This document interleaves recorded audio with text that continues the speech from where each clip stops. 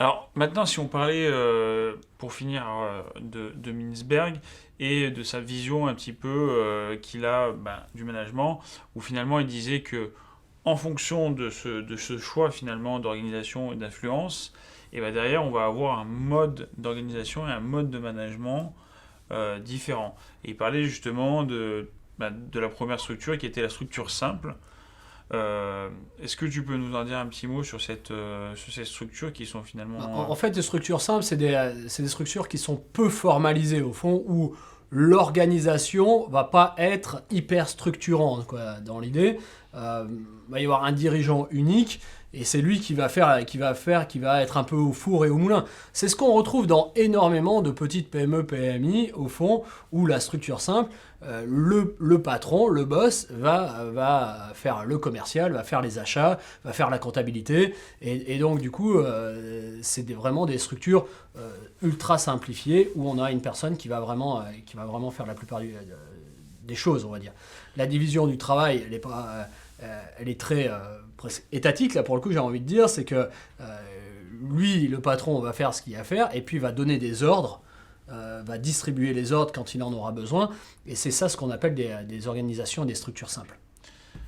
Oui, effectivement, elles sont très tournées finalement vers finalement les dominantes du secteur d'activité dans lequel se retrouvent les entreprises. Et après, on a du coup cette organisation qui devient... Enfin, finalement, c'est un peu avec l'évolution de l'entreprise, où derrière, il va falloir qu'on fasse plutôt une organisation dite bureaucratie mécanique, où on va essayer de structurer les choses, c'est ça? Ouais, alors la bureaucratie mécanique est venue en fait dans le sens où on voulait toujours plus produire et on voulait vraiment organiser, structurer, et on se rend bien compte qu'aujourd'hui c'est pas ce qui a le vent en poupe. Non pas que l'on ne veuille pas structurer pour produire plus, c'est pas ça l'idée, mais c'est qu'on veut le faire surtout d'une façon différente aujourd'hui. Donc si vous voulez, la bureaucratie mécanique, où tout partait du bureau, entre guillemets, ce qu'on appelait les cols blancs avant, et donc du coup c'était vraiment un peu délicat, et on n'a plus tellement ça aujourd'hui. C'était ça l'idée, cette bureaucratie mécanique, où tout venait d'en haut, et il n'y avait pas vraiment il n'y avait pas vraiment d'échange, d'organisation pour pouvoir faire différemment, et où il n'y avait pas beaucoup d'écoute, là, il faut bien le reconnaître, quoi. Et finalement, bon, on a la bureaucratie professionnelle qui est pas si changeante que ça, en fin de compte, qui est une organisation qui met, voilà, on va dire, ça permet la standardisation des compétences au cœur d'un système du fonctionnement. Euh, on va dire qu'on est quand même sur quelque chose d'assez similaire. Bah oui, parce que de manière après, tout ce qui est, entre guillemets, bureaucratie, de nos jours tend fortement à disparaître pour avoir un autre management beaucoup plus participatif, beaucoup plus élaboré, beaucoup plus fin aussi.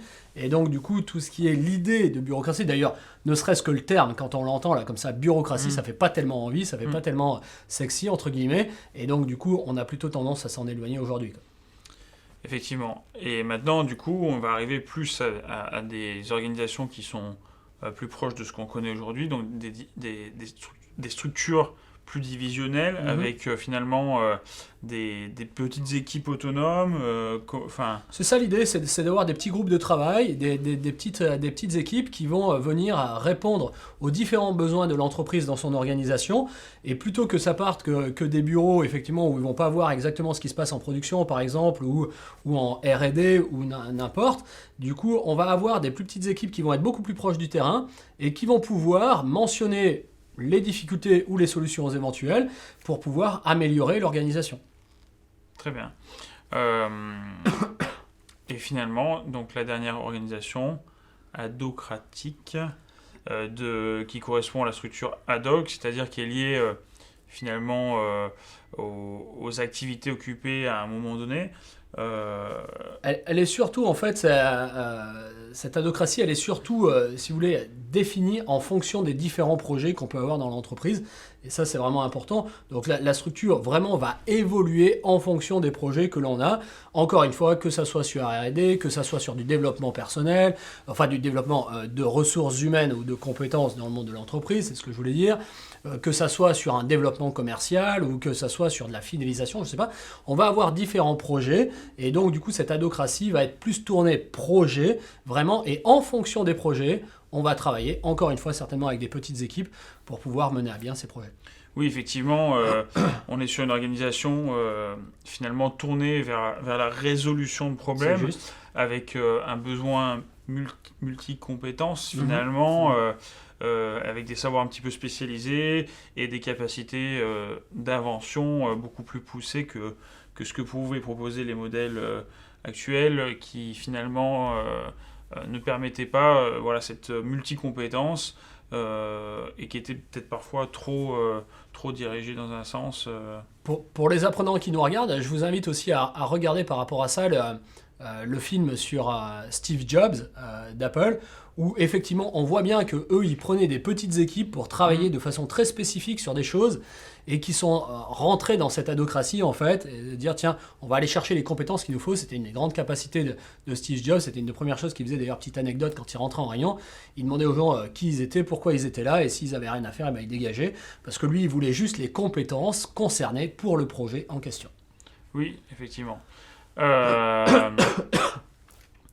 Justement, du coup, pour résumer tout ça, l'objectif de ces deux cours sur d'abord la théorie des organisations et ce dernier cours sur la statut et stratégie, si on pouvait résumer, finalement, c'est de faire un état des lieux des différentes du fonctionnement finalement de manière globale des entreprises, de comprendre finalement comment elles s'organisent, pourquoi elles s'organisent de cette manière-là, pourquoi on a différents statuts et finalement pourquoi on a différents métiers, fonctions dans l'entreprise. Et puis parce que ça risque de c'est amené finalement, ça n'est pas figé dans le temps, c'est des choses qui sont faites pour évoluer. C'est pour ça que c'est important pour vous de bien comprendre l'ensemble de ces éléments, de ces influences, pour derrière réfléchir quand demain vous allez faire une étude de marché, mieux réfléchir à quelles sont les influences de l'entreprise, mais aussi au niveau RH, pour les formations plutôt tournées aux ressources humaines, de réfléchir comment vous allez organiser, créer vos fiches de poste, faire votre recrutement, etc. Mais ça peut être aussi valable pour l'ensemble des métiers, même au niveau comptable, qui va devoir gérer des coûts et réfléchir notamment parfois avec les ressources humaines sur peut-être utiliser plus des prestataires ou des personnes indépendantes et même parfois externaliser beaucoup plus de choses.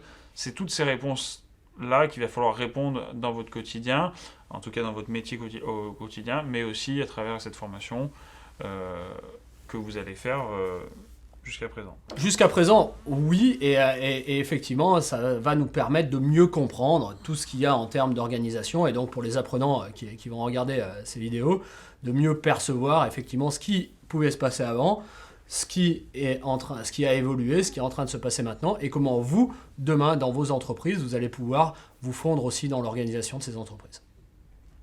Super, merci beaucoup. Merci à tous.